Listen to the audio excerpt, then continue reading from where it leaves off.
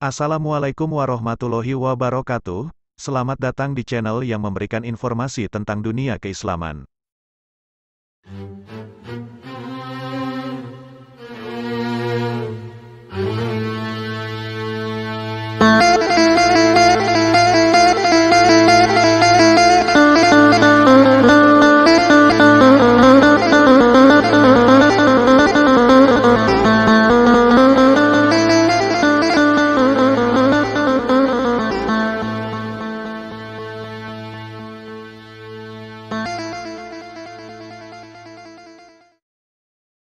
Nama lengkapnya adalah Sholahuddin Yusuf Al-Ayyubi, Abdul Muzaffar Yusuf bin Najmuddin bin Ayyub.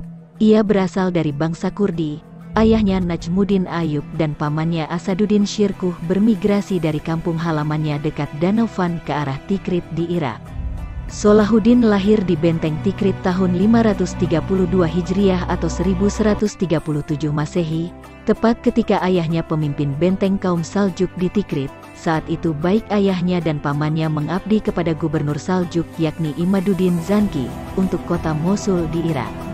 Ketika tahun 534 Hijriah atau 1139 Masehi, Imaduddin berhasil merebut wilayah Baalbek di Libanon, dan Najmuddin Ayyub, ayah Sholahuddin diangkat menjadi gubernur Baalbek oleh Sultan Suriah bernama Nuruddin Mahmud. Pada masa kecilnya, Sholahuddin dididik ayahnya untuk menguasai sastra, ilmu kalam, menghafal Al-Quran, dan ilmu hadis di madrasah.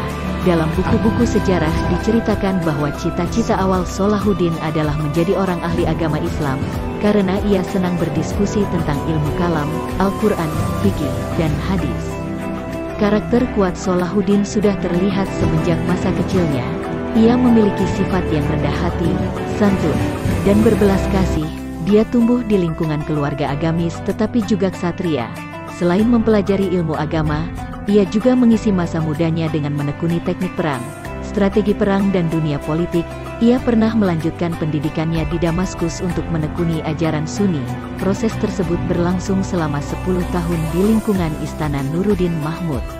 Dunia kemiliteran semakin diperdalam setelah Sultan Nuruddin menempatkan ayahnya sebagai kepala divisi militer di Damaskus. Pada usia 26 tahun, Sholahuddin sudah bergabung dengan pasukan pamannya, yaitu Asaduddin Shirkuh. Ketika itu Gubernur Suriah Nuruddin Zanki menugaskan Shirkuh memimpin pasukan muslimin ke Mesir, sekaligus membantu Perdana Menteri dinasti Fatimiyah yakni Syawar, untuk menghadapi pemberontakan Dirgam, dan misi tersebut berhasil sehingga Syawar kembali menjabat Perdana Menteri tahun 560 Hijriah atau 1164 Masehi.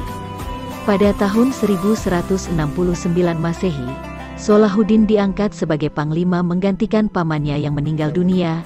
Ia semakin menunjukkan kepiawaiannya sebagai pemimpin. Ia mampu mengerahkan dan mengorganisasi pasukannya serta memperkuat pertahanan di Mesir, terutama untuk menghadapi kemungkinan serbuan tentara salib yang akhirnya serangan tentara salib ke Mesir itu berhasil dipatahkannya. Impian bersatunya kaum muslimin pun tercapai pada September tahun 1174. Sholahuddin berhasil menundukkan dinasti Fatimiyah di Mesir untuk patuh kepada kekhalifahan dinasti Abbasiyah di Baghdad. Dinasti Ayyubiyah akhirnya berdiri di Mesir menggantikan dinasti sebelumnya yaitu dinasti Fatimiyah yang bermazhab Syiah. Keberhasilan Sholahuddin dalam memimpin Mesir membuat Nuruddin Zanki merasa iri. Akibatnya, hubungan mereka memburuk. Tahun 1175, Nuruddin Zanki mengirimkan pasukan untuk menaklukkan Mesir, tetapi gagal karena ia meninggal saat armadanya sedang dalam perjalanan, dan tampuk kekuasaan diserahkan kepada putranya yang masih sangat muda.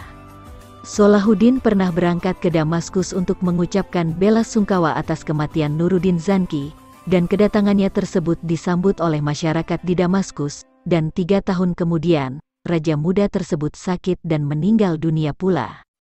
Sholahuddin tidak membuat kekuasaan terpusat hanya di Mesir, tetapi ia membagi wilayah kekuasaannya kepada saudara dan keturunannya, dan pada masanya lahir beberapa kesultanan kecil dinasti Ayyubiyah seperti di Mesir, di Damaskus, di Aleppo, di Hamah, di Homs, di Mayafarikin, di Sinjar, di Kaifa, di Yaman, dan di Kerak. Di barat, nama Sholahuddin dikenal dengan nama Saladin.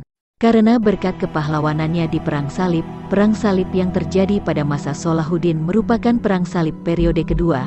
Perang tersebut berlangsung sekitar tahun 1144 hingga 1192 Masehi. Periode ini disebut juga periode reaksi umat Islam, karena tujuan utamanya adalah untuk membebaskan Baitul Maqdis. Salahuddin adalah seorang perwira yang adil, tegas dan memiliki sifat ksatria. Sifat ini terlihat saat Salahuddin memperlakukan tawanan-tawanannya, seperti pada masa kejatuhan kota suci Yerusalem ke tangan Islam. Raja Yerusalem saat itu Guy de Lusignan yang menjadi salah satu tawanan perang Salahuddin. Sang raja tersebut diperlakukan dengan baik dan terhormat. Akan tetapi sebaliknya terhadap tawanan lainnya Salahuddin memperlakukannya secara berbeda, yakni penguasa Catilom yaitu Reginald si perusak perdamaian yang melanggar perjanjian. Kota Damaskus di Syria dijadikan sebagai pusat pemerintahan dinasti Ayyubiyah. Salahuddin wafat di Damaskus pada tahun 1193 Masehi pada usia 57 tahun. Dan pada saat kematiannya ia hanya memiliki 17 dirham dan 1 keping emas. Demikianlah sejarah perjuangan salah satu pahlawan Islam Salahuddin Al-Ayyubi yang sangat terkenal saat Perang Salib. Semoga kita dapat mengambil hikmah dari sifat kepahlawanannya. Wallahul muwafiq ila aqwamit thoriq. Wassalamualaikum warahmatullahi wabarakatuh.